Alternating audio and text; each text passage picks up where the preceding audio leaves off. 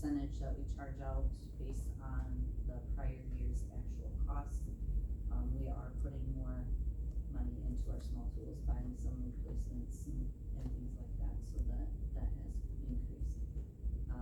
You're looking at, I wanna say it's like 2.4% right now, and that's actually increased from prior years. It used to be less than 1%, so,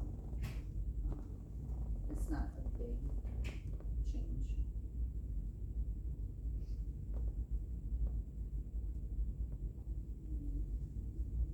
I don't think there's any significant differences in our revenue, except for this GPL reimbursement. That's a DOT reimbursement for our insurance, our liability insurance. That's what don't, Because we had incorrectly, reported that to the state. It included some insurance. They did an audit on that, and they, let us know that some of the insurance premiums that we were charging there actually needed to go in other cost pools, like, buildings and grounds and such, so, that has, the amount that we can claim has gone down.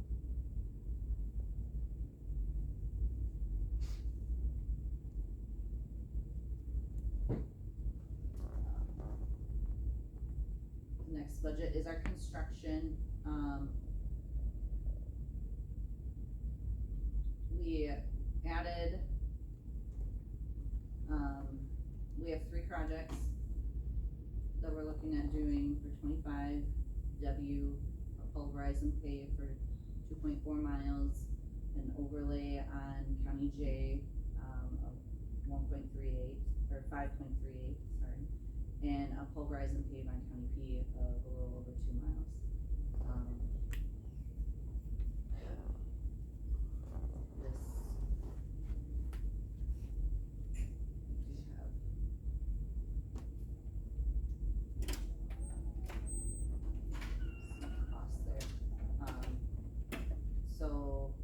Construction projects for this year, we've got an overlay on J that we did, an overlay on I.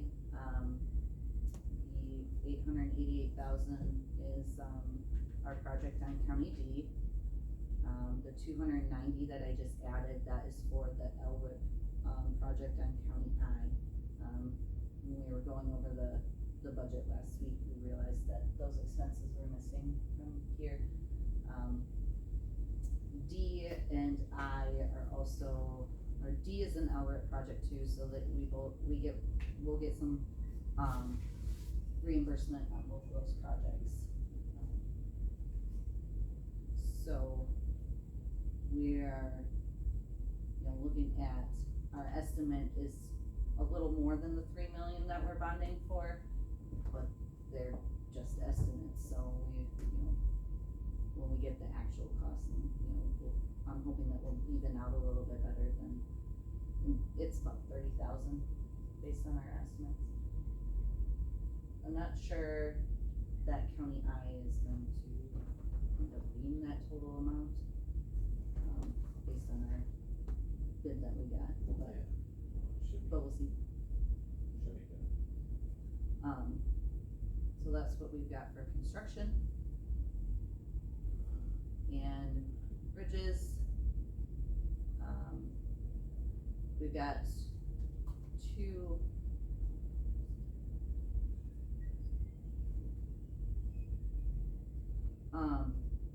we've got 2 district,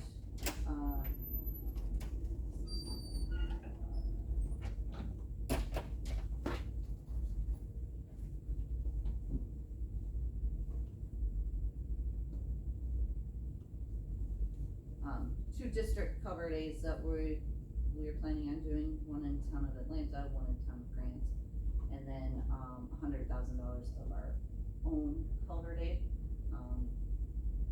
And we don't have any new bridges in the program, we just have, costs that might be trickling in from, prior ones.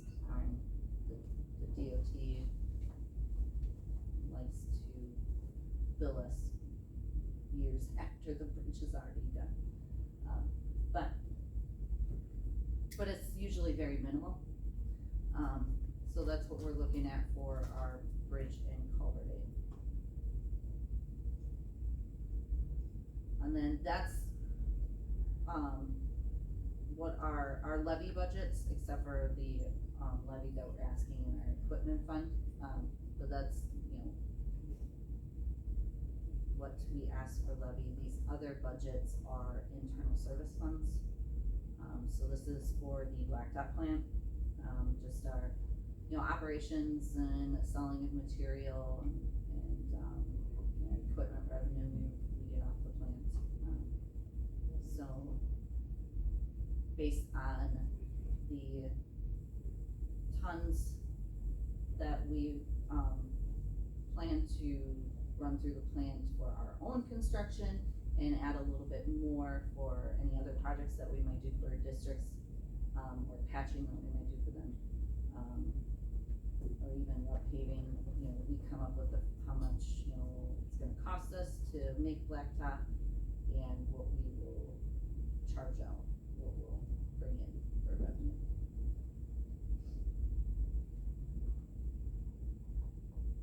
Then we've got our gravel pit fund, so this is just, the expenses for operating our gravel pits, doing crushing.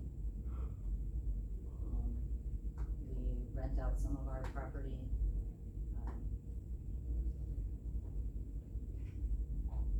Selling our materials. And then our equipment fund, so we have the labor and fringe for, repairing our equipment, the materials or parts and such for that equipment, shop overhead, insurance. And then we're hoping to spend another, $750,000 for equipment, but, 250 of that we plan to take from the equipment fund, the other 500,000 we are asking for levy.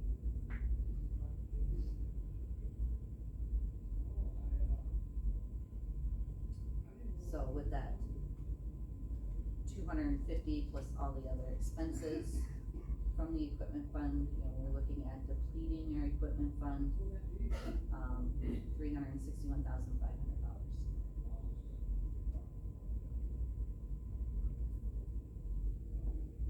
Then this is our radio fund. We get reimbursement from the state, and so that is revenue coming in, and then expenses for our repeaters and purchasing new radios or repairing radios.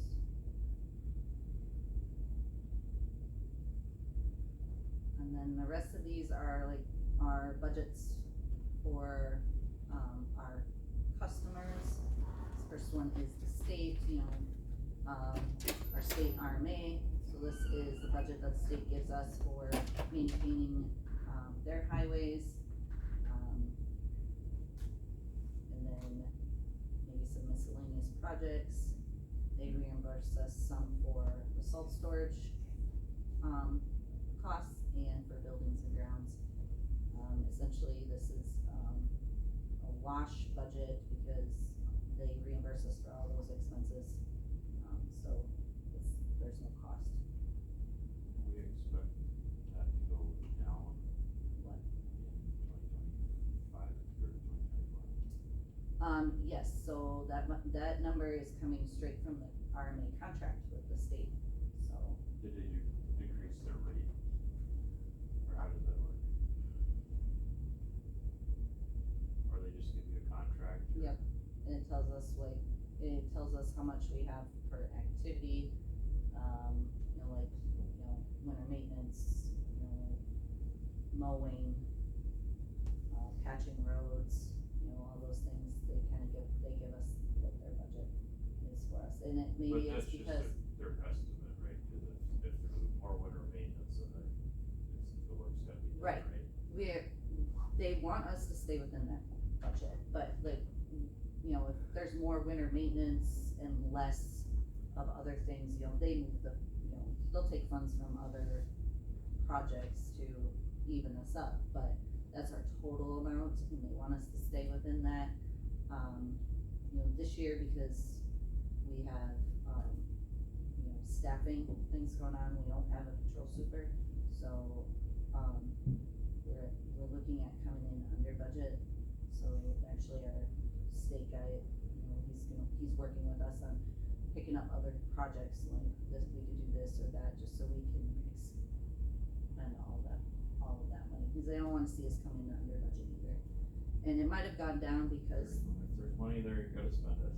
yeah, it might have gone down maybe because the whole, you know, whole state maybe the year before didn't spend as much, or I'm not sure. Like last winter or something, and they're Yeah. figuring out winter maintenance for that. It usually doesn't change a whole lot from year to year. I think for 24, they did do like a 10% increase or something like that from the prior year, so.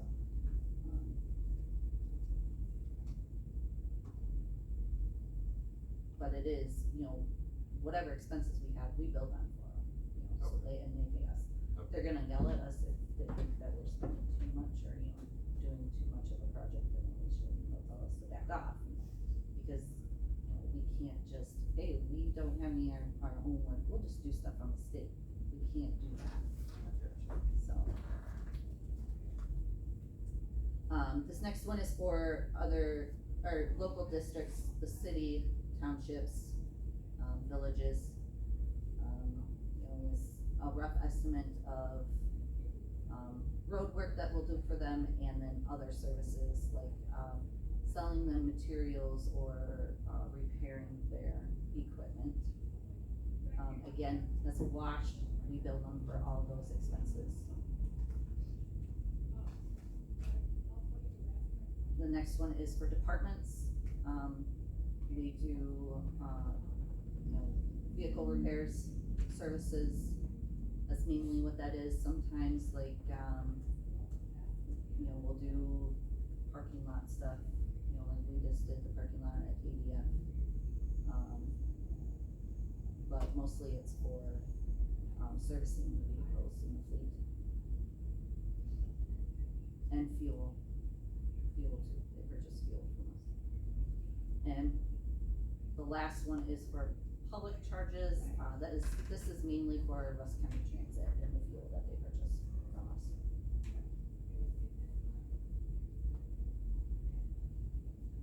Any questions or anything you want me to go back to?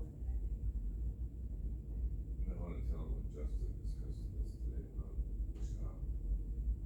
So Justin came to us today, if we want the highway to keep up, possibly, we're looking at it, keep up with, take care of all these county cars. He may in the future need another mechanic on there. It's not in this budget. Well, He's not, he's trying to juggle. it is, What comes out of we where? budget, cause he requested to, You're right. move a highway worker into the shop. So we wouldn't be adding a position, we'd just be moving one from one budget to another. A mechanic, they're higher on the scale, so the wages would be a little bit more. And since they'd be working in the shop, you know, their, labor and fringe would be charged to, you know, the equipment that they're working on, or departments or districts if they're working on their equipment, so. What would that be? I'm assuming somebody that does like plowing and all that kind of stuff. That Yeah. would be moved into the shop. Yes, that's what we're talking about, yeah. Would that We have look- 2 open positions that are, filled right now with LTE. So, Well, I'm just wondering if that would leave us lacking in other areas though, if you just did But- a swap of one position. our mechanics can also jump in a truck, they have CDLs, so they would be able to plow too, they would be able to, haul blacktop, blacktopping. There are times when we've got a big blacktopping job that there's hardly anybody in the shop. I mean, that may not be the case this year because we do have a lot of work in the shop, that's why he's asking for another mechanic, but, I mean, they do both when needed, so. Would you agree with that, Justin? So Yeah, ops manager will just assign the work as Sky described, so if a mechanic needs to be pulled, right, yeah, you correlate, like, so the ops would talk to me, say, hey, can we borrow this guy for the day or for the week to get this job done? And we would more than likely agree so you can get the job done. So then, you know, most of the mechanics or all the mechanics should or will have a CDL. And actually, one of our mechanics now actually came from the outside and he pumped snow for 3 years. And he moved into the shop, so I mean, he has plenty of experience doing that. And there's always time for training to have a guy learn how to do it. So. The only issue is where the fund comes from for a mechanic. I mean, we wanna get better equipment. I think everybody knows what the status of what we got going on here for equipment. But it's hard to keep up with this equipment because we have the lack of hands, so to say, to keep up with the equipment, and then you wanna do, you know, maintenance department, ambulances, all that stuff, and that's revenue that comes back to us. But sometimes we have to push that off because we got our own stuff to do as well. And I know it doesn't offset 100% when you're doing these other departments, but if we can bring that money in too. Are there No. times when we send work to an outside shop because you guys are too busy? Yes, yeah, it costs probably more. Yeah, and that costs more than for us to do it, because our labor and fringe rate is a heck of a lot lower than those other shops are. With some of the money in-house? Yes. Yeah, Our labor So- rate on average is more than half less than what someone else is, more than half. So, it's just another thing to think about.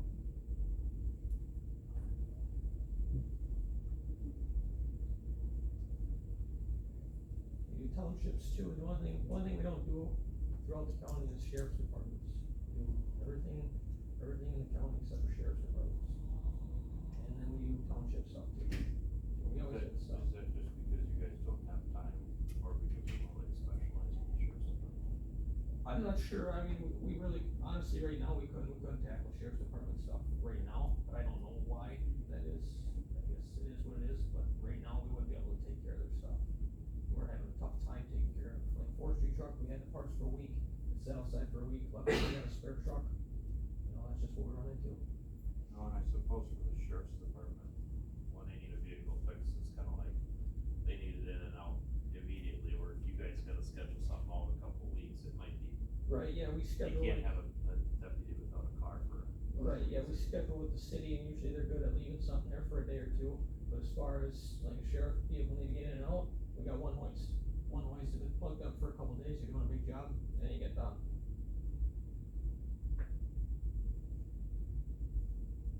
Just thought for you guys to kind of stew on and see what you come up with that. I understand it comes out of the equipment, but it also helps bring money back and keep money in the county too. and, you know, the more equipment that we are able to replace, you know, there should be less repair costs. So, you know, and things may change in the future down the road where we can make changes, but, or maybe we have more time for sheriff's department. If, you know, we have less repairs on our own equipment. Put another way, that if you have another That- person, then that might do the trick. That would be helpful too. I mean, that would be, I think our downfall on that is only having one person. Space is a limited factor though. The way that shop's configured right now, to get it back, But, maybe if we ever get around to building a different building out there, get some of that stuff out of there, and then you could use that whole building just as a shop, then I can see it working.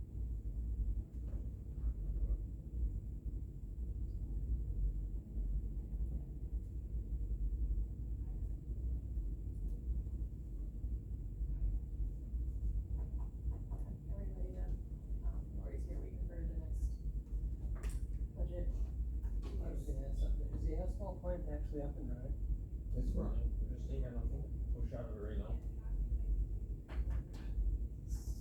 we got four culvert patches, but it's not worth the fire up for the four patches. Yeah, we did the overlays. It's getting to be a sore in my thigh because it's money wasted, we spent and it hasn't put I down. think for like this year, it was the, last minute change to our projects and not being prepared and, ready for that change. It kind of killed our timeline. So we're waiting to do County D. And we don't have great relationships with the townships as far as getting their, asphalt work too. Is there a way we can improve that? Go to some town hall meetings or? We did, when we started up this plant, we did, But that was quite a while ago, correct? 2-3 years ago. But in the last 2-3 years, we haven't had it run half the time.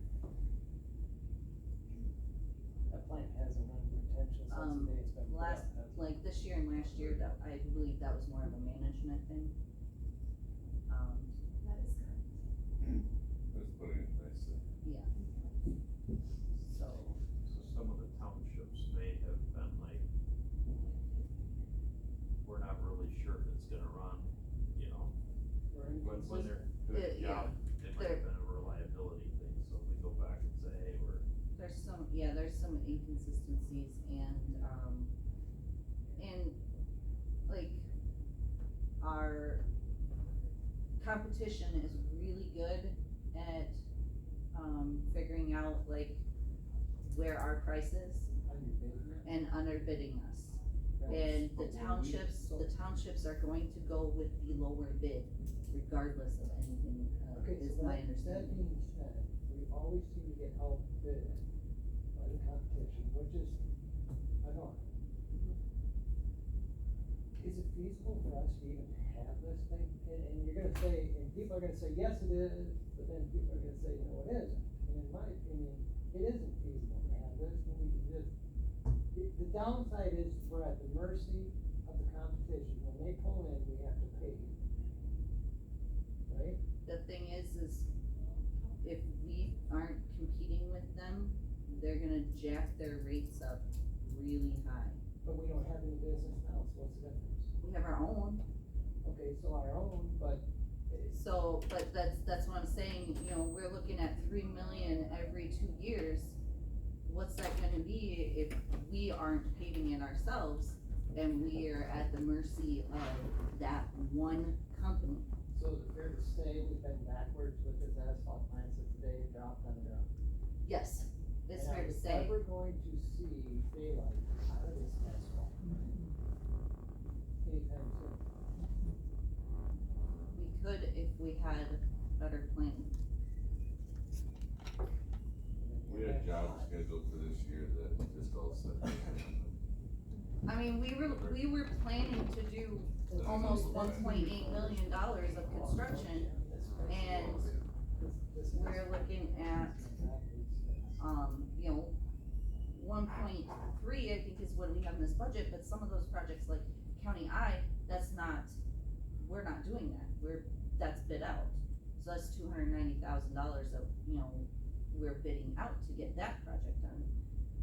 And then D is pushed out because we didn't get bids out to pulverize and pave, because we planned to do County P, a large portion of it, and then it was changed to, a smaller portion of County D, like last minute, so we weren't prepared for that, to make that change. And some went to I last year. what's that? The commissioner, Which right now we're at insurance, so that. yeah, We're Yeah. talking months ago. Yeah, but Months we're ago that talking- happened. Right, Yeah. what I'm saying is to correct it, right now, we got somebody who's temporary, and I'm sure you're doing a great job for temporary, but, I'm just saying, as a taxpayer myself, I'm having a hard time throwing money into this money pit. This has been an issue since I got on this board. we do is keep throwing money in, throwing money in, throwing money in, it's never paid us back yet. So, on our own projects in twenty-five, we are planning to do 21,377 tons of blacktop. Okay, you're looking at $65 a ton for that blacktop for us. We no longer do it, you can guarantee it will be at least $100 per ton. Guarantee, ask the city, that's what they get when they bid out a project that includes sewer and water, and we can't bid on that, cause we don't do that. This other company knows that we can't bid on it, they jack up their rate, that's how they make money when they come here and can underbid us on other projects, because they are getting that large rate I from. don't think you can compare this job to Lake County. She just means with what, asphalt per ton. Yeah, just the asphalt I part. mean, okay. No, I agree with John, I've talked to other engineers that are not associated with this county, and they said the asphalt plant here will never make money. 20,000 tons a year, you can't do it. I think, did St. Croix County just build a brand new plant and shut it down and spent buku bucks on that? And as far as what you're saying, Sky, I disagree that if they don't have any competition, if the one company jacks it way up, the state will be in to investigate any of that stuff and that's what these other engineers have said, that there is competition, and they know that if they get greedy, the state will be in here and investigating that. And so I agree with John that this, we're pouring more and more money into this and losing more and more. It's like, we'll make it up on volume. We lose more, we make it up on volume, type of thing. I think, some of these other engineers have said it will never make money here in Russ County. 20,000 cubic yards or tons, whatever, will never do it. And it's, and like I say, with what you're saying, that the others will jack the rates way up, no, they won't. They're being watched by the state, and there's 2 or 3 of them out there, and when you bid out road projects and everything, and get it, they go sky high, like you're saying, the state will be in right away and investigate that. It's my understanding, like, they may operate under different names, but they're all being run by the same company. I think there's 2 companies or 2 outfits now. Right. Possibly 3 that own all the asphalt. But I have been told that, like, projects that the city does, they pay $100 per ton on the blacktop portion, because it's a project that's bid all together, so Have we you don't, actually seen this, or is it like the bills or anything, or is it come from somebody from the city that? it came from somebody from the city. When we were, you know, we had an ad hoc committee that we put together for the plant to promote the plant, and there was somebody from the city on there. And we discussed that. So how come, so when we make blacktop, we can only charge costs, we can't make any profit on it, correct? We make our profit on the, equipment rate that we charge out to run that blacktop through our plant. Yes, but for the blacktop itself, we charge cost. Okay, so how come another company can come in and make it cheaper if we're not even making any money on it and they're making a profit? They also own, like, the businesses that make their, the raw materials. They are, you know, they have other jobs that they're making money on, you know, they don't come in here and just So are we do. buying the raw materials from them? No, we crush our own raw materials. So then And then we buy the oil. So then we own our own materials as well then? Yes. So I mean, we should be able, if they're not they're coming in here and doing several jobs. So if they lose a little bit here or don't make as much of a profit here, those are smaller jobs, you know, like, They might not make as much of a profit, but they ain't losing money. Well, no, that's common business practice, like, a mechanic might take a loss on an oil change because he knows he can sell a brake job or something like that. yep, Yeah, but if we're selling asphalt for $65 a ton, we just say $65 a ton. And our competition's coming in, they're selling it at $55 a ton. it isn't that much of a Well, I'm difference, just but yeah. using round numbers. I mean, but it doesn't make sense for us to even own an asphalt plant. Other than you say our own roads. I get you're trying to justify this asphalt plant as to why we have it. I get what you're doing, Scott. But you will never convince me, sitting here, Have, that we need this asphalt plant. Have when you- We've got $2 million stuck into it, we don't see a dime come back anytime soon. Oh, wait, three. It's What close was to the three. three? we were digging ourselves out of the hole that we're in.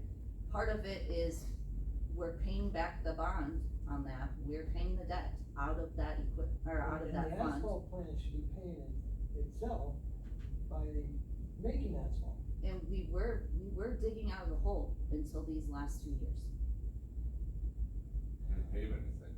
You gotta run tons through it. I know. I agree with everything you guys have said. We sold one that could've took an update of $100 and some thousand dollars, and still could've kept moving. And instead, we stuck money into one that came out of 3 different places and put it together, and Jacob did all together to make it work. Poor decision made that we're stuck with. Problem was, it was sold that it was gonna be less than, I don't remember, this guy probably knows that, but my understanding is 1.5 to 2, and it ended up with a whole bunch of things wrong and things that had to be fixed after it was here and set up. And then you're in it, so it kept fixing it, We're in deep, now. yeah. I get it, Scott, I know what you're. But I've been to these town meetings already and watched this bidding go down, and like Sky said, because everything we do is public here, they figure out what our cost is, and then they just turn around and watch the bids. Bid $1,000 or $2,000 less than the county. And then It's they, really close. yeah, it's not like we're way out of whack, they know No. just enough to do it to keep it just underneath the radar. It's really close, and the township. With the hope that, I think their hope is that we will shut it down and then they've got free reign, but I get what everybody's saying, it costs a lot to keep it going. I'm not- The townships they have a really hard time going with a higher bid. They're gonna go with the low bid. And then there's also just, inconsistencies that, prior, opinions on things too that we're just not able to overcome. I don't know how we overcome those. I did a couple bad decisions in the last couple of years. Yes. I get it. But to your point, I we mean- probably should have kept the old one and just fixed it up for the amount we're putting out. Unfortunately, we're way past that. Wait, And now we are, because I think it's all gone. But, and the sad part is, if you went and appraised this one, actually, 2 or 3 different times we were gonna get appraisals on it. Yeah. Yeah, we never got one, but I'll bet you it's gonna come in at 50 cents on the dollar, and I think that's why we honestly never got the appraisals back. Cause nobody really wanted to see what that thing was gonna appraise out at. I mean, there are other counties that have asphalt plants. It's not that bad. But if, Because every time I go. If it wasn't worth it, though. They always say, you're one of the few counties that has your own highway asphalt plant. I said, yeah, I guess so. Not But that many. We should see We're what also- other counties are paying for asphalt, cause if what this guy's saying is true, they're gonna see it in their bills, and then maybe it won't be worth the shut down the plant. But I think we wanna look at all the other counties and see what they're paying too, for the ones that don't have an asphalt plant. Like to call point of order, we're not gonna get this result now. Move on. Okay, Mr. Ryder. Duly noted.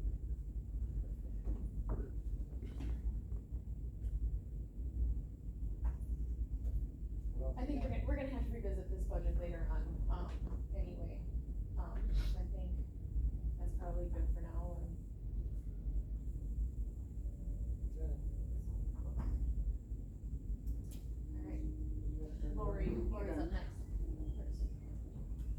didn't see you sitting there. Oh, yes. Judge said she would appear by phone, I don't know, do we have a phone that we could call her? You can Okay. call through that thing. Okay, I'll put her on that.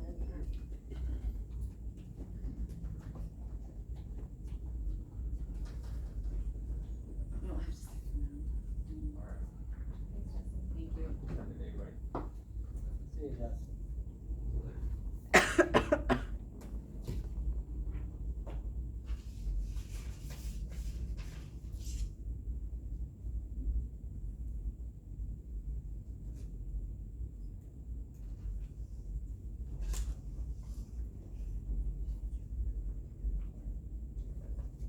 I give you an 8. I did do this.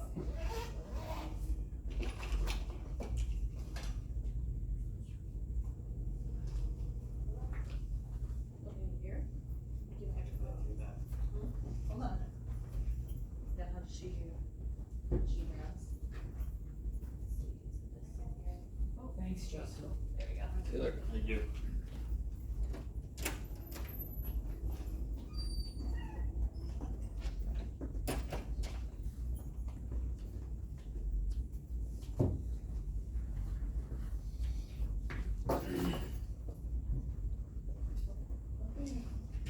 So, how do you guys see? I mean, really, with our budget, doesn't change too awful much. The wages and the benefits, of course, that changed. The other increases were the, bailiff wage went from $12.50 an hour to $20 an hour. The phone increase and then our postage increase. Other than that, everything's pretty much the same. The circuit court bond forfeiture, that one, down by $2,000. Let's see, the bond forfeitures, yeah, you know, that's just based on people post bond to get out of jail. And when they don't follow the bond, we forfeit the bond. We just haven't had very many of those anymore, so to kind of show a true number, I did decrease what we thought we might forfeit, so. It's a guessing game, you just don't know how many bonds you might forfeit in a year. Yeah, sometimes the DA's office will ask to forfeit a bond, but then they don't follow up with the actual forfeiture on it, because of the due process, so, you know, that's really gonna vary from year to year.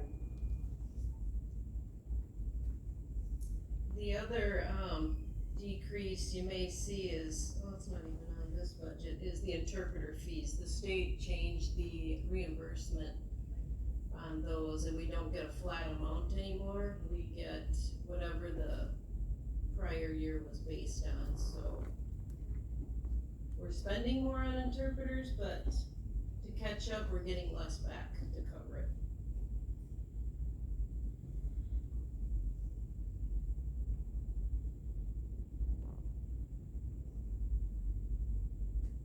Any questions on this particular budget?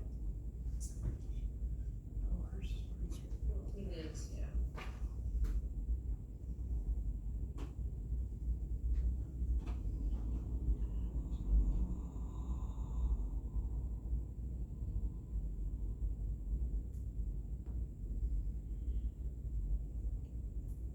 We're in my guardian ad litem budget now. Yep.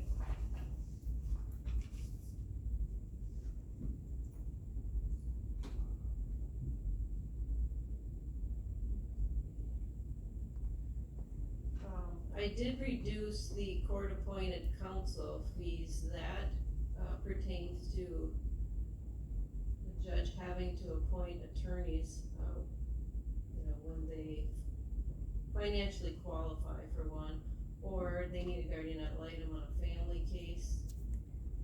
So, It's not reduced, it's not reduced on the one that we have. oh, did I No. say I reduced it? Let's see here. So we have 30, where am I looking? What do you look at? 001. Yeah. Yeah, 30. Oh, yeah, you're right, I left it the same. We had spent 42,000, that's right, on 2023, and looking at what we spent so far this year, I figured we'll be okay, and we may even come under, but I just, at this point, didn't know. So that's right, that's what I did there.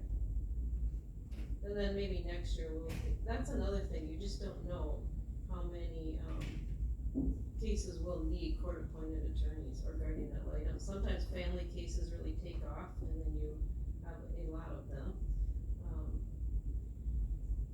Guardian ad And litem. one of the biggest changes for guardian ad litem is we're seeing an increase in, the district attorney's office asking for guardian ad litem for victims in, criminal cases when it's a child sexual assault.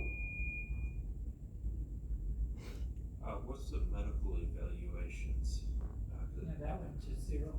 Well, because we're putting it up above in the 0, where it says psych evaluations on the top line. I think the office, this comes from like the registered probate's office, but she was posting it to 2 different account numbers.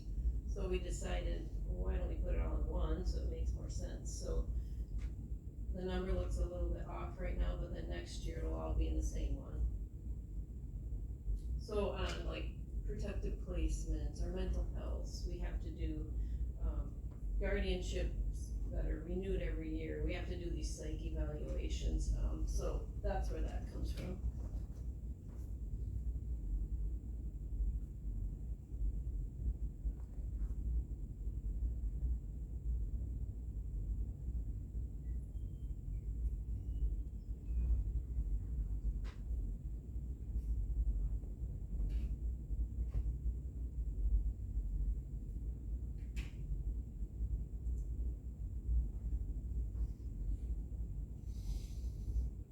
Anything else?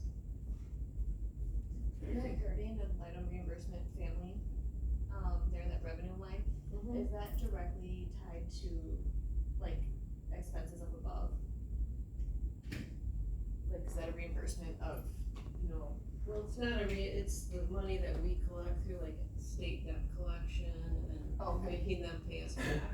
So it does pertain to that line item, but it might be something that happened 5 years ago, it might have happened Oh, gotcha, last okay. year, it's, how aggressive can we be with collections to get that number up? So, 2023 was a very good year for us for collections.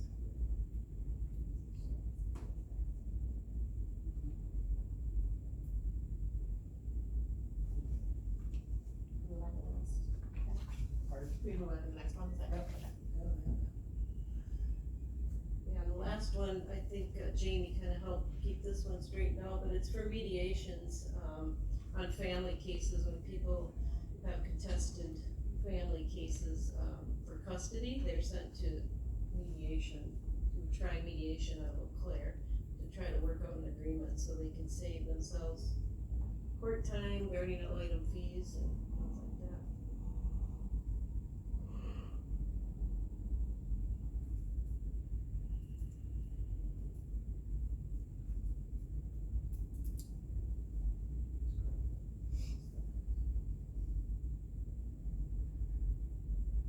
So this one has like a carry forward fund balance, so I had just increased the levy amount after talking to Lori to $3,000 for 2025 over the 2,000 from 2024, so that we didn't end up with a negative fund balance at year end with that projection.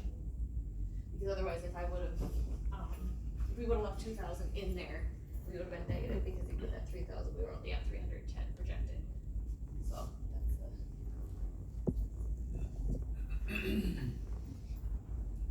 Anybody got questions for Lori on the budget? Mr. Phil, anything? Oh, good. Good? Alright, well, thank you, if you do, give us a call if something comes up. Thank you, Lori. Thank you. Or she, okay, thank you.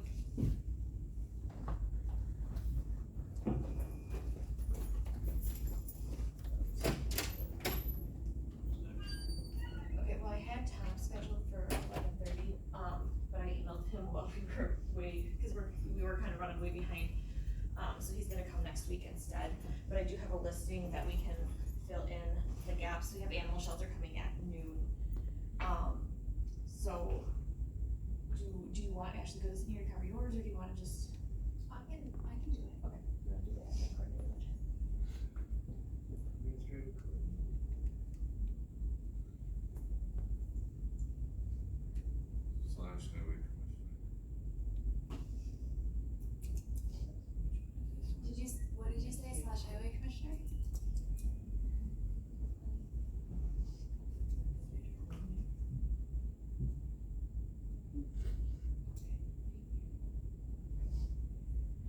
might like something in the end, Reed. I'm learning so much about highway. Justin is really knowledgeable and Emily was great with sharing information, okay, so obviously changes to wages for us as well with the increases that were, passed. If you scroll just a little bit, I'm forgetting what my notes were. Thank you, Sky. Or Jamie. Okay, so contracted services, bumped a little bit. So we now have Carlson Detman with the wage study. So every time personnel and then the board passes like a reclass or a new job description or anything like that, that has to be sent to Carlson Detman to grade and placed on our scale. So that's an expense that this budget is incurring that has never been budgeted for in the past. Also background checks. To my knowledge, background checks were not run prior to me starting this position. So we now run background checks on every new hire. It's $7 a pop for general employees and $10 for HHS, because they need a special caregiver background check. It goes a little bit deeper. So that's now hitting this budget as well. Administrative costs for our unemployment. The life insurance is hitting this line, and then of course NeoGov, which is how we post our job openings.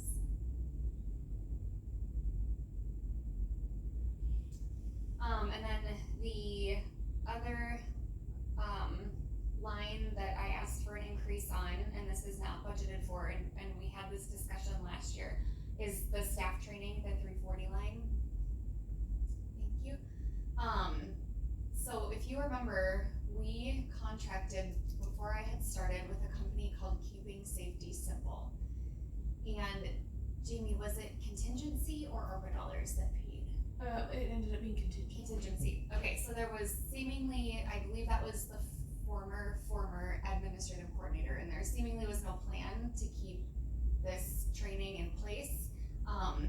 But what I have found, when Jamie and I were helping out with HR last year, is that training is so important, and we are so tapped out here with the staff and our responsibilities that we would really like to have some kind of relationship with an outside company to keep our training ducks in a row. You guys that are on highway probably know already that highway is paying for Dustin to come in a couple days a year. He does like big day-long trainings with them out there. We also need more in-depth trainings for forestry, land con, and maintenance, like lockout, takeout, things like that, chainsaw, lawnmowers, fall protection. So I would like it to be courthouse wide, but specifically those 3 departments. So I'm asking for $10,000 to work on a contractual basis with Dustin from Keeping Safety Simple. There are trainings that are available through the Wisconsin County Mutual for general courthouse staff. And then Dustin did provide us with a 30-minute training video that we have like new hires signing off on. So things like fire training, bloodborne pathogen, emergency action plan, stuff like that general staff will take. But again, getting Dustin on site to do those more detailed trainings would be incredibly helpful. And that is within the levy. I did hit it within the levy target, so I'm hoping you guys will be okay with that. Otherwise, the other changes to the budget were minimal, like office supplies increased a little bit. I think communications went up a bit. We've got 2 people in this department now, and it used to only be E&B, so just some increases like that.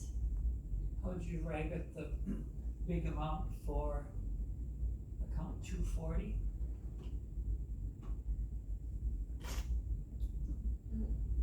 Oh, I don't know how that COVID legal, that should be a 0. Oh, there, yeah, that should be 0.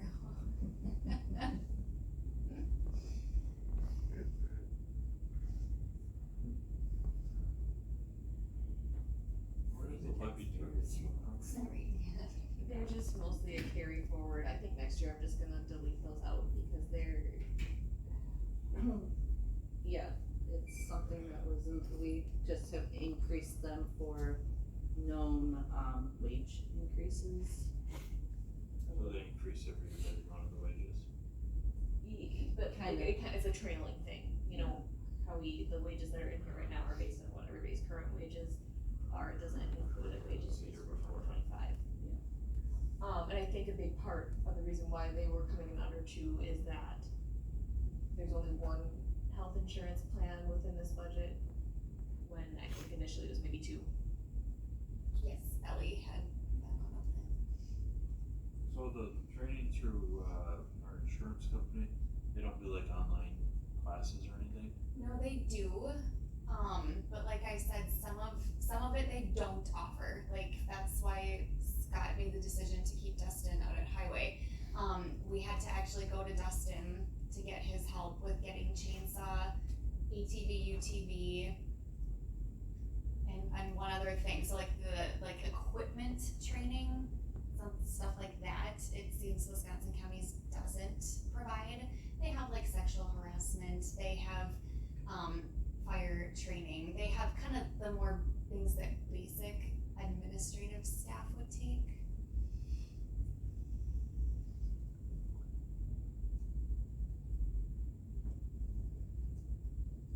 And I will say that, especially for forestry, we just went through our audit process, for recertification, and training records played a big part in making sure that we're following our 15-year plan, VMPs, all of those sorts of things. So this is something that is quite important.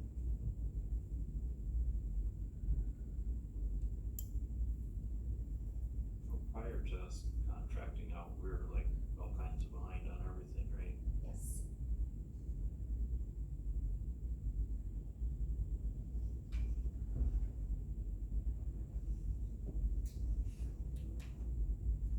Do you wanna talk about the CJCC? Sure.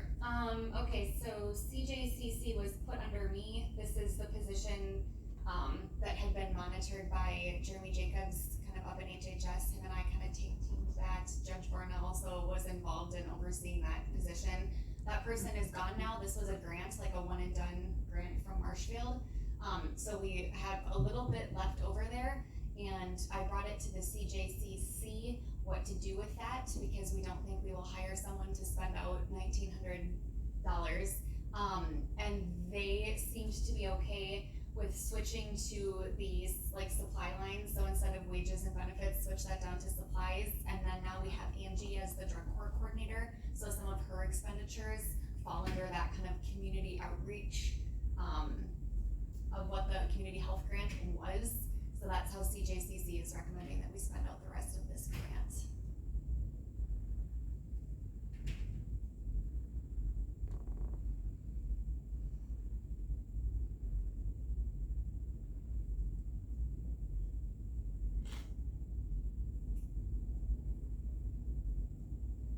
That's all there is. Anybody got any questions?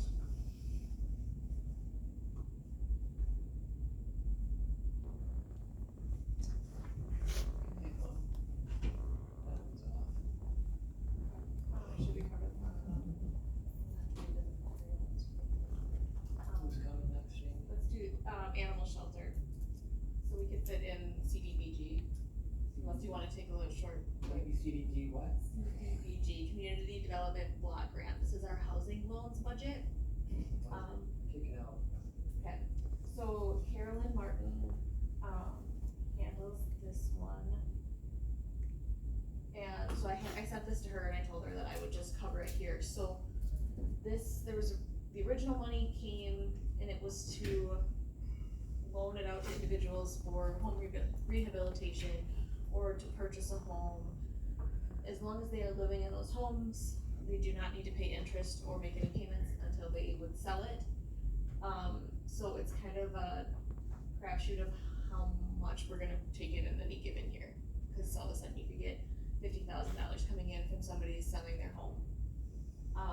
So then she loans out money as it comes back in and is available to other homeowners.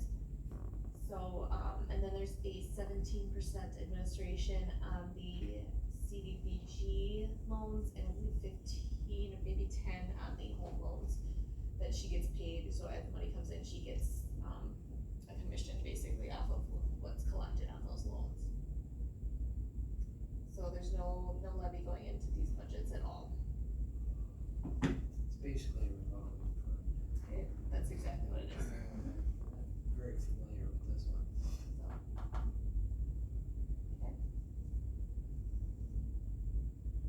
Questions on this one?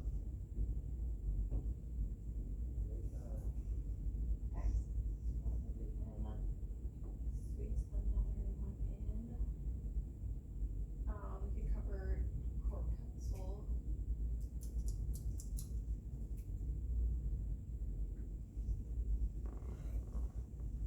So this is Rich's budget, so the primary expense is his wages, so, he completed this for us, so he gets, we pay him every 2 weeks, he sends us an invoice, so he's proposing a $3,000 annual increase from, 24 into 25. And then, phone postage, the smaller incidentals are in there too. So this one is all levy.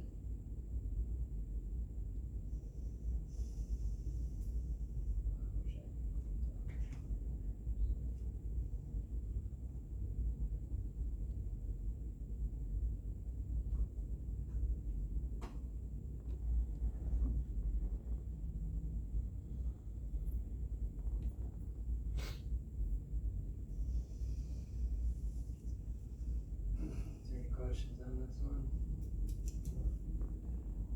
So it's at 20 hours a week. Yeah, that's what the salary is based on. Okay, I'm the wrong line of work.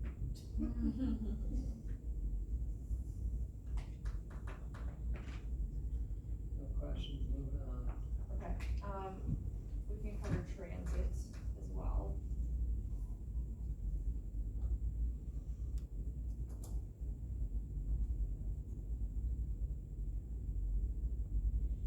Okay, so I got these numbers from Tanya and Cheryl. So our levy contribution has not changed.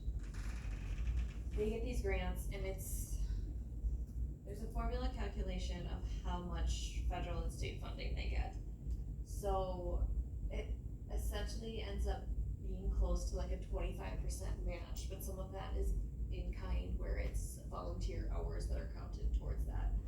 So they budget to fully utilize the grant, but they typically come in pretty far under it because they might budget in this line for fuel costs, not knowing what the rates of fuel are gonna be for the whole year, but they wanna make sure they've got enough in that line, so they will hopefully come in under that. The other line for mechanics wages, they're not sure how much time is gonna have to be spent repairing all these vehicles and parts. So, that's why you'll kind of, see they came in quite a bit under budget. But they don't have any other funding sources, they don't have really a fund balance to carry forward to cover previous year's deficits, so they really need to fully budget for all of their potential expenses within that year.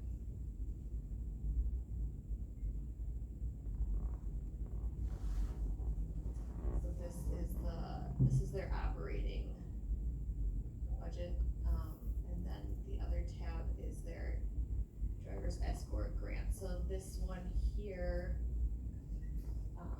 scroll to the bottom, so that 15,978 of levy, they definitely have to spend that each year within this budget, but then whatever's unspent in their state grant, they can roll into what's called a vehicle trust fund, so they can use that money towards for future equipment purchases.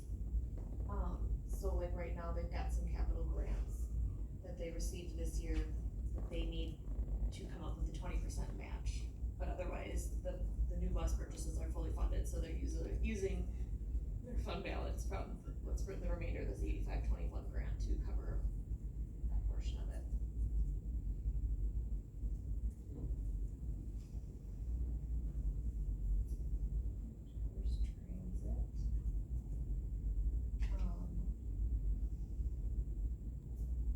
pull up the library one, we're gonna have to revisit this one, once Connie gets us the numbers for the, what do you call it? The library assessments. Yes. So, there's multiple pieces to the library budget here, some of it comes from, Tony Devine provides us, what the city-county library amount is requested for, 2025, but then there's the Bruce Area Library, we have a separate agreement with them, where we pay them. It's a formula, but basically it takes like the mill rate for our library and applies it to the Bruce Library, and then those municipalities that contribute towards the Bruce Library aren't levied the, library assessment that we put on for like the city county library. And then the library assessment line, that is set by state statute, it's based on 2023 circulation. The libraries have until like June 30th to get it to the clerk's office, where we will reimburse them up to 70% of their costs associated with, our county residents going to those libraries. So like if I went to, say, the Bloomer Library and rented some books, they have to do an annual report where they get like the cost per circulation, so then they can bill us for that portion of it. And then we pay that out. So they had until June 30th of 2024 to get us those reports with their request for payment. And then in January of 2025 is when we would reimburse them. So we need to get a bunch of people in Bloomer renting out a bunch of books from us so they can pay us. Yeah, and they don't pay us, they would pay the city county library, but yeah, it would go both ways. Yeah, put an ad film.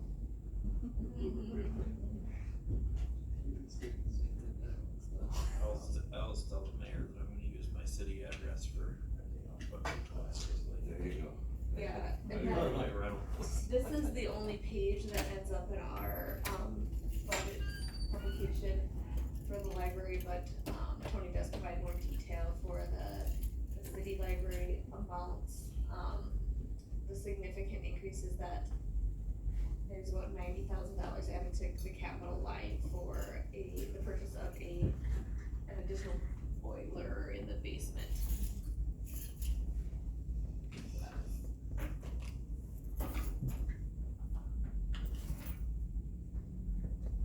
So, Got one in here now. I think that they approved replacing one already, but I think they're wanting to add another one. Yeah, we did something for that heating system a long time ago. Yeah, I think it was approved last year, but I don't know if it got done. So, that's what. Little projects. It's a joke. We approved funds for a long time ago and they're still messing around. I bet it was 2 years ago.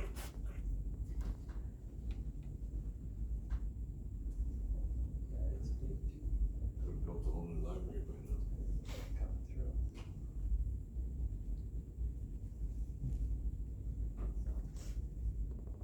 Any more questions? Any more on that? questions on that? Yeah.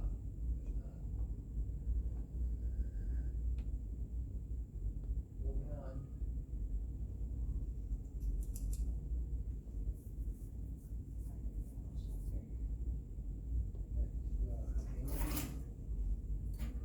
Yep. Yeah, yep.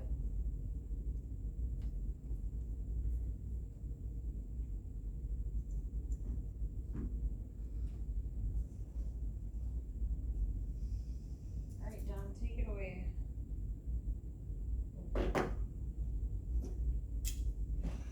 Yep. I don't know what I'm supposed to say. Oh, just start going through, if we made any changes, like, make sure to hit this, yeah. Okay, so we increased the, extra help overtime, or no, we decreased it to 26,182. And And then we added, shelter assistant wages, the top one, sorry I skipped that one, 38,635. That's for the full-time employee we would like to hire, Or making a half-time employee or a full-time. half-time employee full-time. That's why the extra overtime help is decreased, cause I will get rid of that one, and then turn that into a full-time employee. Let's see, my wages went up a titch, 56,212. Social Security, went up to 9,259. Retirement is 6,592, that's up. And health insurance is up. I'm gonna assume that has to do with the full-time employee. Assuming family, The health insurance, you have to budget for the highest one, so it's family insurance. What did we budget for in 24? That isn't, well, you can see there in 2024, health insurance was 15, because remember, this is adding another employee that didn't have fringe benefits before. That's a 250% increase, 150% increase. That's because the new employee, you budget for family coverage. Yeah. And that's changing the part-time employee to full-time and with benefits, and that's why social security and all that stuff. And, Plus, the health insurance bid was much higher. yeah, we budgeted for a 10% increase to health insurance premiums as well within here, so that would cover, our increase to our health insurance rates as well as the increased HSA. In other words, what you're telling me, if we budget for the assistant, half of that insurance is going towards the assistant position? Yes. Workman's comp is up 3,495. Contracted services, decreased. 2023 was really high because of the winter that we had. We contract snow plowing with, Russ Thompson. In 2023, that it snowed like every single day. So we're gonna hope that, this following year there'll be less. Telephone pretty much stayed same. Utilities, it's 8,000, we took that down just a little bit. Building maintenance, 2,500, that stayed the same. Postage, is 100, that stayed the same. Duplicating, we increased to 750. Office supplies, increased to 1,250. We went over a little bit. Membership and subscriptions, we just kept it we lowered it to 100. Training, we increased, another 1,000. That training is specifically for me. I have to keep 2 certifications with the state, one for my veterinary technician license, the other one for my humane officer license, and they're really expensive. And then I also have to pay $250 per certification at the end of 2025 to keep those certifications. Equipment, anything over 5,000, put that at 25. I don't see having to purchase any kind of equipment unless something breaks. Animal food, we kept at 2,500. Shelter supplies, we kept at 2,500. Animal supplies, we decreased to 5,000. Cleaning supplies, we increased, a couple hundred, so it's 300. Auto maintenance and gas, obviously, we increased it to 5,000, we've had to drive a lot for our spays and neuters. the local veterinary clinics are backed up until next year. They cannot help us do spaying and neutering. So we have to take them other places. Spay neuter refunds, that's at 25, we have it at 100. We haven't used those since all the animals do not leave the shelter unless they're fixed. So those are what they would get back if they adopted an animal that was intact, which is not happening anymore. Right. The auto, I guess what, that, your vehicle's not in the fleet. Say that again? It's, It is. so Yes. that what goes to This the is the fleet. mileage charge, and I think that maybe we need to kind of look at too, if we're putting on these miles for spay neuter, we can, you know, transfer, and I think we did some of that. We talked about it. Yeah. Transferring it to be charged against spay and neuter fund. But it's expensive running to Neilsville to have them done, Neilsville and, Eau Claire, yeah. and a Purple Cat would get another vet, then it could be done up here again and have it for the whole county, but on the cards. Yeah, there's a veterinary shortage, so we, you know, and that's those are the cheaper places to take them. The other vet in town is unable to, give us any kind of discount, and we can't afford to pay that for all those animals that we have. 99% of the animals that come in are intact. We rarely get any that are already fixed. So you can get some done here locally? Usually the wait time for spays and neuters at the clinic that we use in town is 2025, March or April of anything. The only time I get anything in is at last minute. If somebody cancels, they'll call me the morning of and say, hey, do you have a cat or do you have a dog?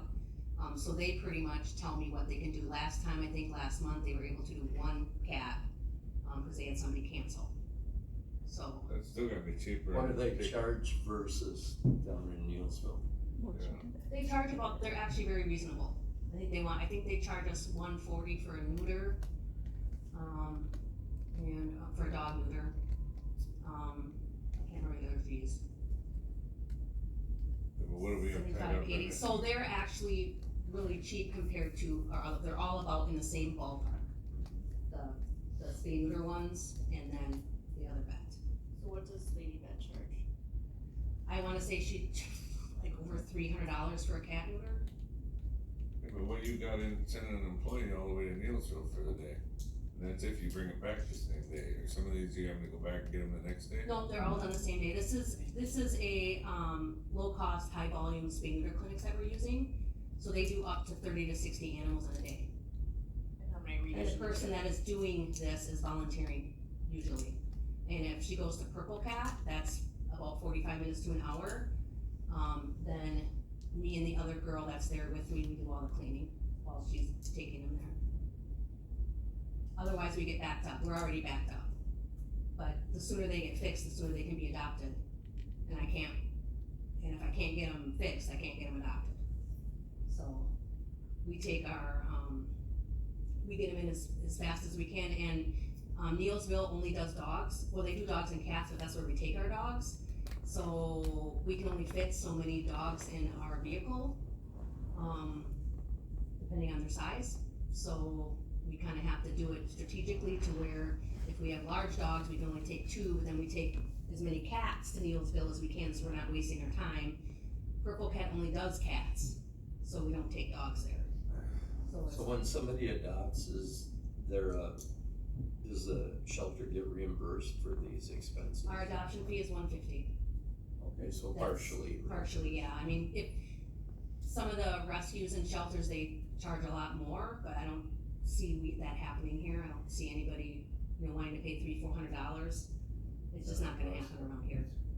So, We just raised the fees on we just raised them, yeah, dogs were only, what, 75? Yeah. So we raised the dogs to 150, we raised the cats to 75. And if we make it too high, we're just holding on to them longer. Right, so we have to, I mean, we're pretty low, but we're not a nonprofit, we're county owned. So, I mean, the nonprofits can choose, whatever prices they want, but we need to kinda keep it, we want our animals to get adopted, so. I mean, I would guesstimate maybe a small increase every so many years to those fees. I think the last time they were increased was quite a while, so we increased them this year, the beginning of this year, so. Yeah, just something to keep in mind, and, you know, if you're only transporting like one dog or something, it's 67 cents a mile just for driving that vehicle, let alone somebody's wages, so if you're only taking one dog, you might be paying an extra $100 to have it done in town here. Would be more than an extra 100, we take multiple dogs, we don't just take one, but we Right. have to be able to fit them. But, a dog neuter or a dog spay at the other clinic is probably $600 to $700. That's still way more than what we're gonna pay in gas and traveling. So, but that's not uncommon, most clinics charge that much.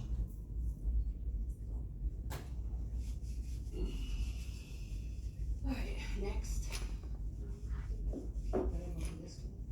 So one thing that we did find out after this budget had been submitted to us is that the city is capping their contribution. Was it 60,000 that they, so, you know, our costs are supposed to be split. We pay 60, they pay 40%. So if we keep that full-time position in this budget for 2025, we will be paying more than 60% of our costs of it. Where they capped on that? $60,000. Shut it down. Shut her down. They don't want to pay their share, shut it down. And where did they just come up with this number of, we're just gonna pay this and it's just what it is? Well, that was, like in 2023, they paid roughly 60,000. And this year, it's going to be more, but they just went back to 2023 roughly, picked the same number. Even though they knew the budget that they were given shows that they owe 87,000. They just push it down to the county and the county will just pick up the tab like always. Remember when, well, back for you, and you're the only new one, when I took it in April to the county board, the thing was to have us pick up the city's share of the 40% from making it a full-time position, because the county did an out of contingency funds and approved that, and the city refused. And then the county board refused to pay the city share. So that's why we're short-handed continually at the animal shelter. And now they're saying, instead of the 87 that they owe, if this budget is approved, they're only gonna pay 60. There's gotta be more discussion, and we just got at our last animal control board meeting, we got a new proposed agreement, city-county, basically an operating and other agreement, written by Mr. Christensen Senior and the city attorney on how things should be done. And we had requested that ahead of time, we got it at the meeting, so no action was taken.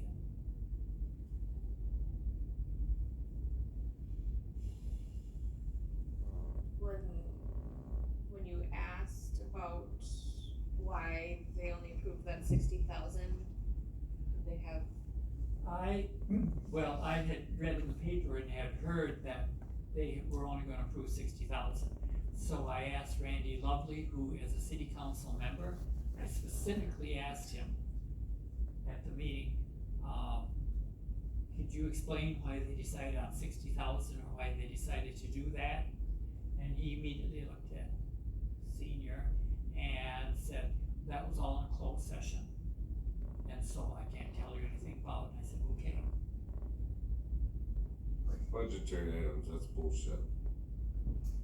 I agree, and the minutes from their finance committee meeting indicates that they were in open session, so I'm a little They're full of confused. crap. Playing games again. Yep. Well, and I heard that they're having finance meetings, the same thing that we are now, and I was told by another member that attends the meetings that their budget meetings are in closed session. I said, that's gotta be in public, open session, so I don't know if that's true or not. But then she had a thing from what meeting was that at? So this was at the city's finance meeting on August fifth. And they stated they were only gonna pay 60,000. Plus these two new agreements that we're not, which we have not had a chance to really do anything with, won't go through that. So we have a lot of thinking and stuff too. So in short form is, we're just kinda stuck with the bill, and that's just the way it is, or what? Well, I mean, ultimately, you guys haven't really approved this position, just full disclosure, but I think she's made it pretty clear that she needs help. Yeah, I get that, and I'm not denying that. I'm going down, like, I get it, I hear you, I think I'm sure we've been down this road a few times, but my point is why does the city just get to dictate, so we don't wanna pony up. And again, it comes back to the county to foot the bill. So, if we don't foot the bill, where does that take us, where are we at if we don't? That's a discussion we're going to have on several different levels and legal levels, and I mean, I guess what I'm saying is I'm getting tired of floating the city all the time. Every time I turn around, the city comes up in some kind of a conversation, and here's a fine example now. We're only gonna pay 60,000, that's just the way it is, whether you like it or not. And I'm not saying you don't need help, I do need help.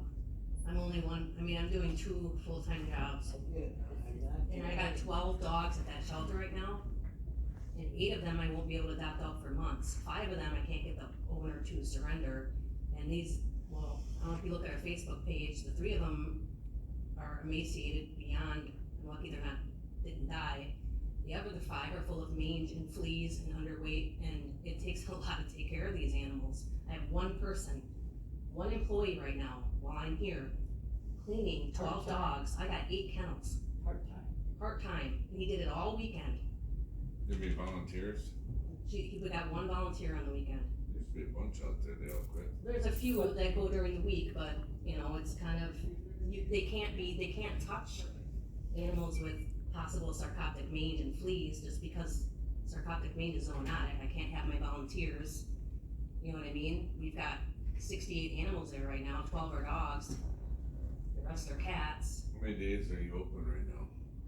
Well, we have people come in all the time, but officially we're open Monday, Wednesday, Friday, and every other Saturday, but we let people come in, you know, we make arrangements for people to come in. If someone wants to adopt an animal on a Thursday or Tuesday, I'm all for it. I've stayed there till 6 o'clock at night, letting someone come in to adopt an animal. It's kinda how it was before. So, but it's tough, and I'm, like I said, I'm in the middle of, this is my 20th animal complaint, and like, half of them are open. That means I'm actively working with 10 to 11 people constantly on a daily basis to correct their issues, and then I've got all the animals at the shelter. You know, they have to have, those 5 dogs all have to have baths. They're huge, and there's, you know, 3 part-timers and 1 full-time employee.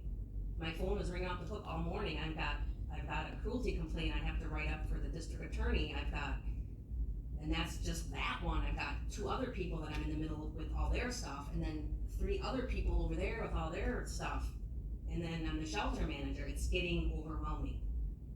It's a lot. I cannot do my job. I can't do 2 jobs at 100%, and then also take care of all these animals and all my employees. I mean, it's getting ridiculous. Can't update Facebook, can't update my website.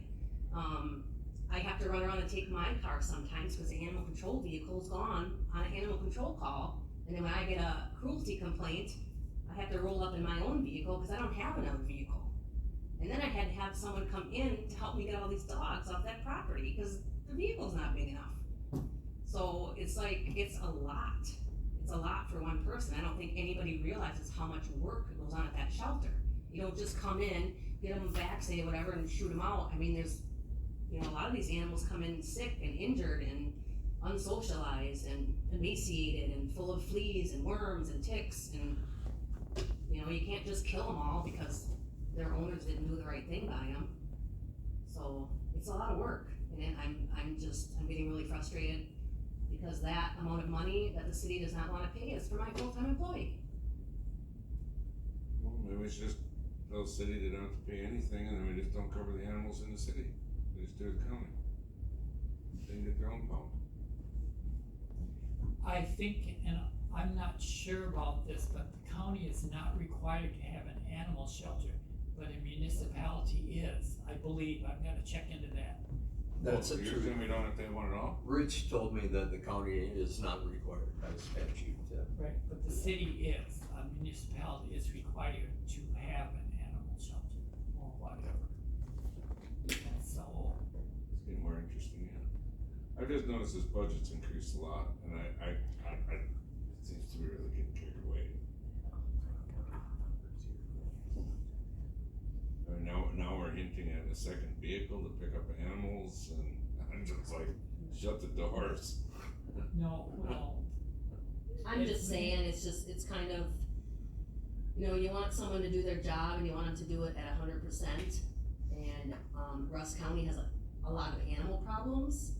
And, in order to do that correctly and effectively, you know, it's a lot.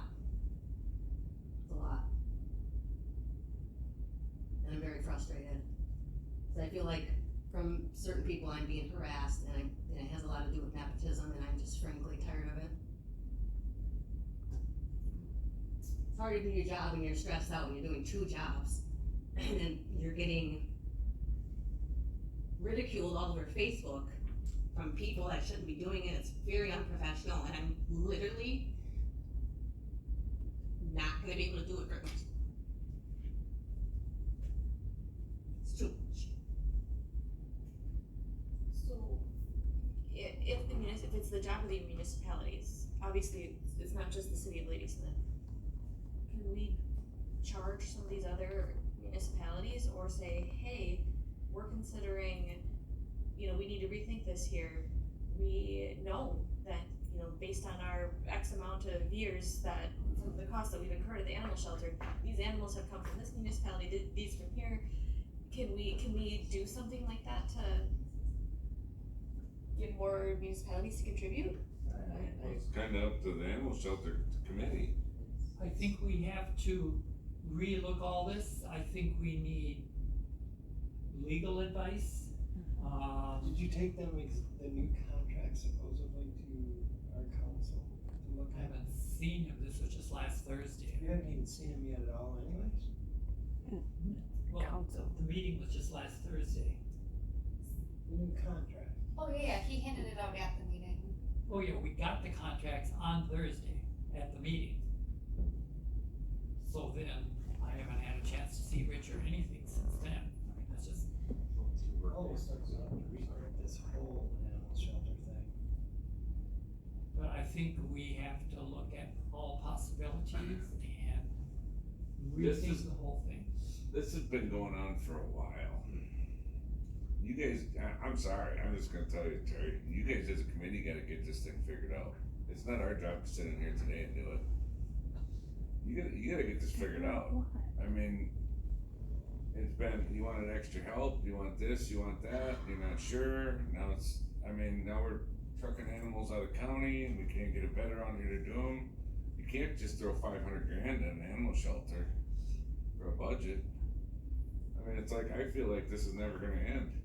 And now they don't wanna pay the extra, so we're gonna pick up the extra if we're gonna keep going with this. Either you guys are gonna have to cut some services or figure out a way to, I don't know. But maybe I was lucky when I was on this committee before, but we didn't have this problem. Well, in the city thing, they want more stuff done, that we're not doing our job. No. No, why are you guys even entertaining it? I'm just gonna shut up. I'm not in your committee, I'm gonna shut up. You gotta figure it out. We can't have shit on it. I don't know that it's going to get resolved at that committee level either. I think it needs to be brought to the full county board because that committee is city and county. I think that Terry and Don have been trying to make that work, but it's clear that that's not working. But the recommendation for the board will come from the committee though. I don't think that's was gonna. Yeah, if you had heard what was being said, it doesn't, to me, it seems like they've already decided they're done. Is the impression that I got. The city's done? That's the impression I got. Did you Well, real guys get simple different then, we'll just impressions? defund the program. How can they be done? Well, Well, I mean, it was, in my opinion, it was kind of a not so veiled threat. Either you're gonna do what we want or we're done. Is the impression I took out of it. If you guys What's the came city out say? differently, let me Or know. we'll pull out. Meaning the city saying either do this or we're done. I thought they can't pull up because they got a Well, municipality. there's a legal agreement right now that was done in, No, but as far as if a municipality has to have. a well, certain that's stuff, something we gotta check more into. And again, remember, there's 2 city people on the board. And So neither of them really spoke. It was some other city representative that presented this plan. I recall a lot of other counties, there's societies running theirs, correct? And that's fine, we would all be in favor of that, have a nonprofit set up and to do this. I'm leaning towards that. But you've gotta have some entity to do that, and you've gotta have a basis for that and everything. I don't know of any foundation or other things that we have, but it's stuff that we've thought about and looked at, but again, this takes time.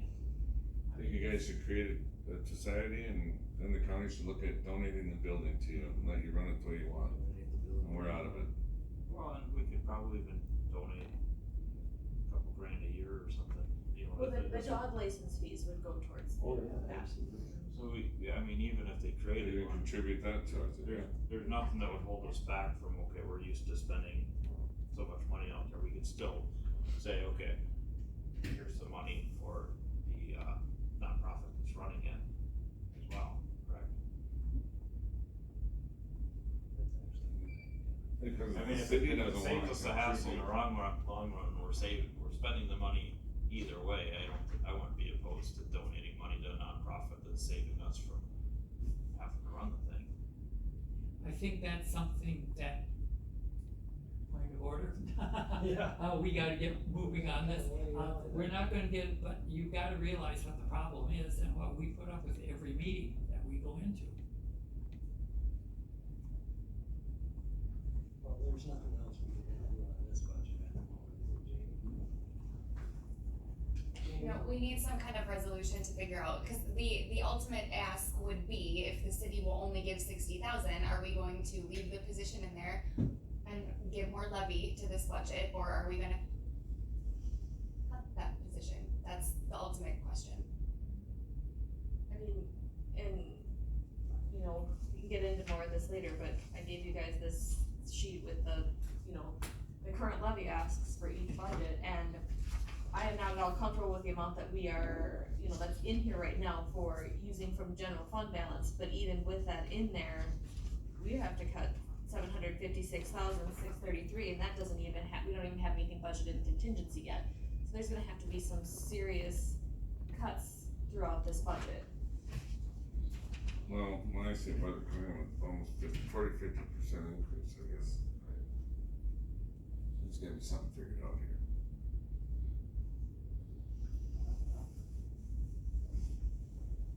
The other accounts in here are all self-funding, should we say, they do not hit the levy. If you move on from this one, and the other thing is, we did increase the dog taxes for next year. That was approved by the county board, if you remember. Yep. You were there. Do you want me to take the other ones? Sure. Okay, the next one is building fund, well, because they were hoping to do addition cat room. That's just come to a halt right now because of the price of that. So this is what they have in the building fund. Again, this is a self-fund, you can see, this has the fund there, so there's about 23,000, well, again, we're just budgeting numbers, again, this doesn't hit the tax roll at all, tax levy. So this is, right now, there's 15,000 23, and we've gotten,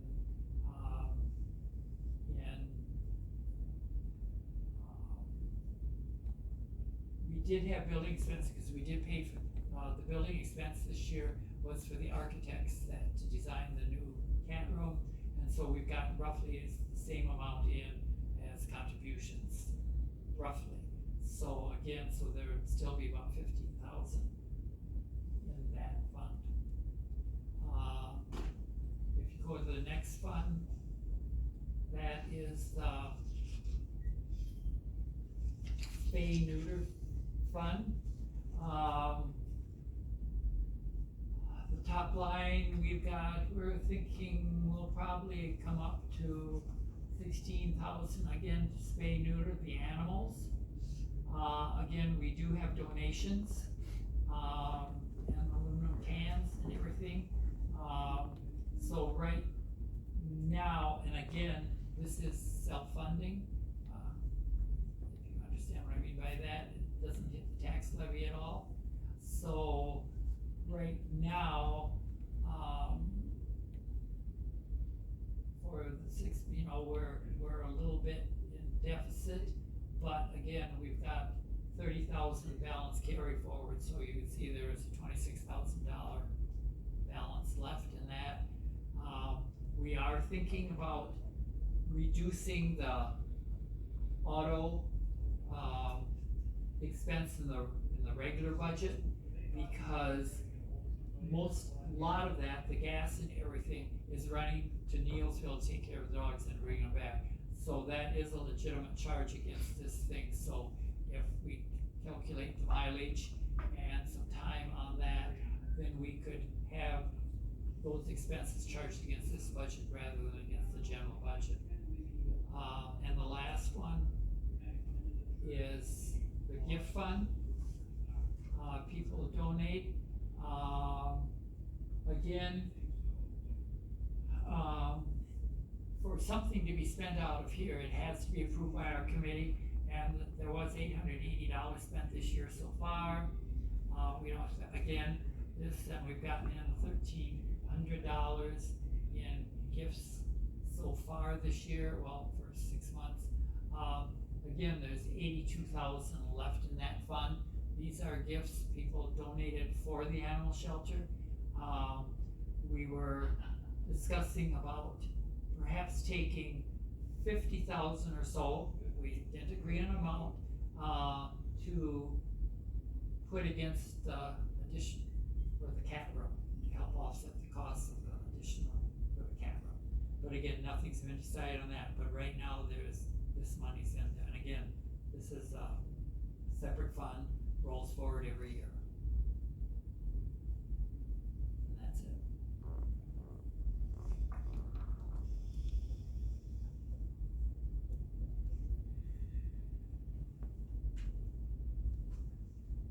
We're not approving anything today on these anyhow, right?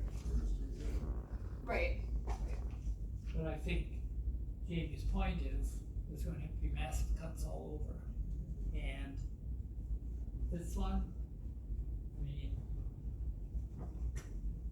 Dawn is, like you say, she needs help, and then with what the city's saying and everything, it's gotta be,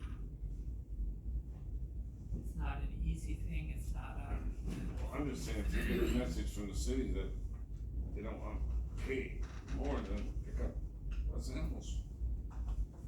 Or pick up the endangered ones, I don't know, figure it out. Yeah. So any other questions on this for Dawn? In Dawn's defense, though, who's gonna get yelled at if she doesn't pick up an animal? The city or her? Financial phone, that's that. I already had to refuse 5 dogs last night that were in a house fire. Well, if you're full, you're full. Well, that's what I told them. They have owners. I don't have anywhere for them to go. Right, Right but now, if the you're 5 at your dogs I have, capacity- I'm stuck with all these. I can't even do anything with these dogs because they're so debilitated. But I mean, they're okay. I mean, they're not dying or anything like that. But they gotta be treated. It's a lot of work. I mean, it's not. I don't know what people think. I would like some of these people from the city to come and clean some dog kennels for me. See how they like it. I don't need another employee. The only reason they're doing this is because they have a problem with me. And it is harassment, and it is nepotism, and it's not fair, and it wasn't just to me. The last one had a problem the same way as I do, just not as bad. Alright, is there any more questions on this? Need a break, you know? Crystal's here after, we got a half-hour break after Crystal. It shouldn't take too long for. Okay, we need to explore. Alright, Okay, thanks, Don. thank you, Don. Thank you.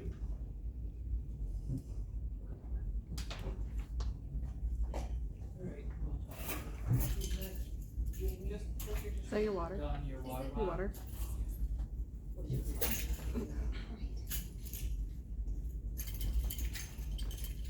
Someone's got lost out. Good day.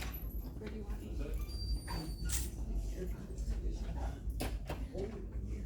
Not that bad. I go outside just to warm up. You live. Are you anywhere particular? No, anywhere's fine. Look at it, Buttercup.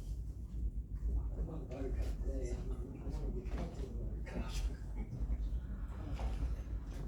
So there aren't very many changes to ours. Just to catch you guys up, right now, our office, we went to no attorneys as of February of this year. We have a special prosecutor that's filling in remote from Racine, except for when there's trials. And we do have a new ADA that was hired in May. He will be running as a write-in for DA, but even at that point, we would still be part staff. So that's why I'm here instead of one of them. I have 4 budgets that are there. Basically between the 4 of them, other than the additions for wages, health insurance, phone, that were just the standard ones that were put in, we only added in on 2 separate lines. And those are both in the DA budget. One is under special prosecutions. We have typically run over on that budget line just because we've had attorneys with conflicts or been short-staffed, or we've got other attorneys that have to fill in. So I did estimate that higher for this year and next year. And then the other one is for the witness fee line. That one is one that, is very variable. I brought it more in line with what you can actually anticipate that we would spend this year. We're already, by the end of January, over on that. And it really comes down to how many jury trials we have scheduled, you know, if there's 1 in a month or 6, if we have 2 witnesses or 25, and how far they're traveling to come. So that's one of those lines that is going to be higher going forward, in part because we were so short-staffed that a lot of jury trials kept getting rescheduled out further and further. So right now, for September, we've got a total of 4 jury trials scheduled that span 7 days, and for October, we've still got 6 jury trials scheduled that span 10 days. So I don't anticipate that number is gonna go down. So I just budgeted so that those would be more in line with what our reality is. The only other line on ours that is worth pointing out, I think, is the office supply line. Right now, it looks like we've been underspent this year and last year, and we have, but that's because we've been able to control costs very well with the short-staffed attorneys, and that's something that I just wanna caution you against decreasing, because there are some things on the horizon that may change that very quickly. Our QuickBooks that we use for our trust account, we are waiting for IT to update that to something that we can use. Ours is outdated. I don't know if that's gonna be a recurring, you know, exactly what those fees are gonna be. And on top of that, our redacting software, right now we're borrowing extra license that IT had that was just one that they weren't using that we've been able to use. At the point when that's not available, we'll have to buy redacting software for our discovery as we send that out, take out victim names and that kind of. In addition, we've had a third less from our print line, just because we haven't had attorneys on site, and as we have attorneys full staffed again, there's different things that they require for trials and things that may affect that. So right now it's very underspent, but I don't think that that's necessarily a trend going forward. I think it was just good management so far. other three budgets that are included, crime victim witness, that one, we're looking at being under the levy target, and restorative youth and the drug court. Restorative would be under as well, because those expenses should be the same going forward. We usually end up underspent. And on that one, any extra funds that DHHS has that are available to be applied from their different grants, we find out that amount at the end of the year. So that kind of is a variable. Some years are better than others, so I just budgeted for what we've seen or what was anticipated in the past. And then drug court, just to touch on that, right now we don't have the grant for 2025 yet, but I filled it out using what we would anticipate the grant to be. The cautionary part with drug court is that it does require a 25% match from the county. Typically, we are able to meet the bulk of that through things like the amount we can write off for the square footage of the office, or for time that I put into doing finances, or for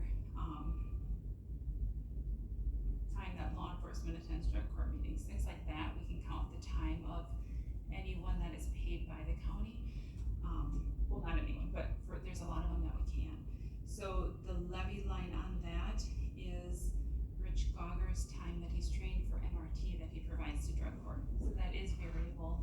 That is the number that we've got there on levy, hoping that if all goes well, we'll get the grant for 2025, and the only county cost would be the levy. Although there is still always that chance that that might change, but at this point, once the grant's applied, it still has to be accepted by the county before it goes forward any further.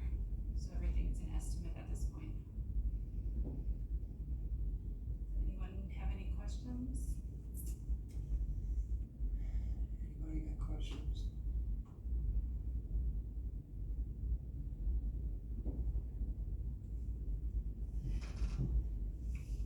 Okay.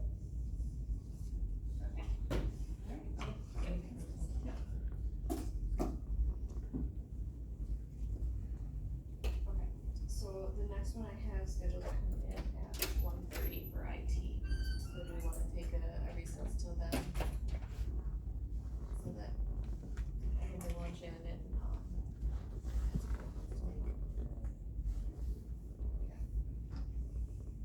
So, yeah, 1:30. Recess to 1:30? Is that what you said, Jamie? Yeah. Anybody got a problem? Anybody good with that?